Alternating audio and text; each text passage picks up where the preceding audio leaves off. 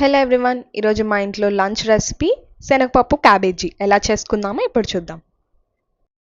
ఇప్పుడు stove on చేసుకుని కడాయి పెట్టుకుని అందులో ఆయిల్ యాడ్ చేసుకున్న తర్వాత ఆవాలు యాడ్ చేసుకుని కట్ చేసి పెట్టుకున్న ఆనియన్స్ ఇంకా చిల్లీస్ యాడ్ చేసుకుని బాగా మిక్స్ చేసుకోవాలి.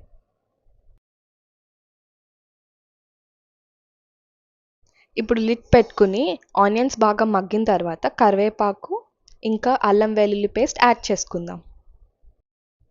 ఇప్పుడు అల్లం వెల్లుల్లి పేస్ట్ బాగా ఫ్రై అయిన తర్వాత మనం ముందుగా క్లీన్ చేసుకుని కట్ చేసి పెట్టుకునే క్యాబేజీ పీసెస్ని ఇందులో యాడ్ చేసుకుందాం.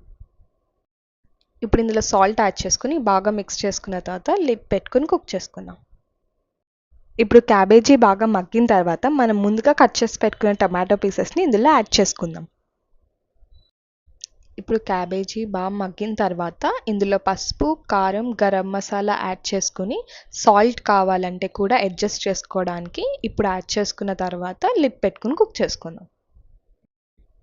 5 minutes బాగా కుక్ చేసుకున్న తర్వాత ముందుగా పెట్టుకున్న పచ్చి శనగపప్పుని యాడ్ చేసుకుని లిడ్ పెట్టుకుని బాగా కుక్ చేసుకోవాలి. కుక్ అయిన తర్వాత వాటర్ పోసుకుని బాగా మిక్స్ చేసుకోవాలి.